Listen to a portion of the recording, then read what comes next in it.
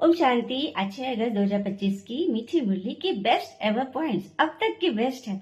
तो सबसे पहले तो आप सबको हाय, ओम शांति। तो आज बाबा बोल रहे हैं फिर से कि तुम्हें जितना भी समय मिले तो एकांत में बैठकर याद की यात्रा पूरी करो, क्योंकि इसी से तो तुम्हें मंजिल मिलेगी। और याद की यात्रा है अर्थात आत्मा की यात्रा है परमात्मा तक, भक्तों की आत्मा है भगवान से मिलने की। तो यदि आप रोज शॉर्ट्स भी सुन रहे हो लेकिन उतना पहले नहीं पड़ रहा है या इंटरेस्ट उतना नहीं जग रहा है, कोई बात नहीं, आप रोज सुनते रहो तो एक न एक दिन, जैसे कि कोई बाल्टी है जिसमें एक गंदा बालुई पानी भरा हुआ है, हाँ, तो आप उसको टैप के नीचे रख दो, शुद्ध और स्वच्छ जल रोज रोज जाएगा ना तो आत्मा शुद्ध हो जाएगी, वो बाल्टी शुद्ध हो जाएगा, फ्रेश वाटर आ जाएगा, तो मंजिल तक पहुंच जाएंगे। तो करेंगे ना सभी।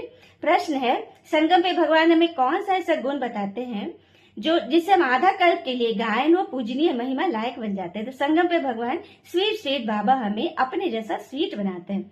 स्वीट स्वीटर स्वीटेस्ट तो बनना है ना, तो हम स्वीट बन के अपने कर्म करें, लौकिक में ना रहते हुए, इस संसार में रहते हुए उसको अलौकिक बना दे।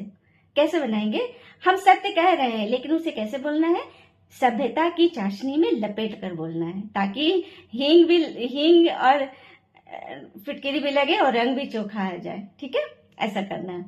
फिर धारणा में है कि हर एक को अपना पुरुषार्थ करना, अपना अपना इंडिविजुअल पुरुषार्थ करना है, क्योंकि ये जो करेगा सो पाएगा। और फिक्र चिंता भी नहीं करनी है, क्योंकि रिस्पॉन्सिबल बाबा है।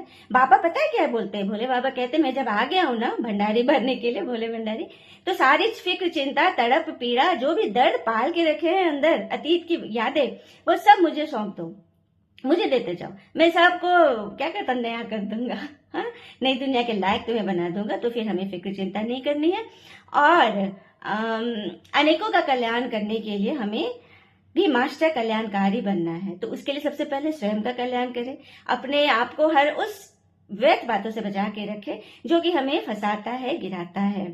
वरदान बहुत ही सुंदर, प्रवृत्ति के विस्तार में रहते फरिश्तेपन का साक्षात्कार कराने वाले साक्षात्कार मूर्त बनते। तो फरिश्तापन अर्थात एंजेलिक फीलिंग, जैसे हमारा फर्श से कोई रिश्ता न हो, फर्श अर्थात जमीन, धरती से, इस विकारी धरती से कोई रिश्ता नहीं और व्यर्थ बातों से कोई रिश्ता नहीं। जब एक ही रास्ता और एक से ही रिश्ता होगा, एक से रिश्ता को मैं समझाना चाहूंगी।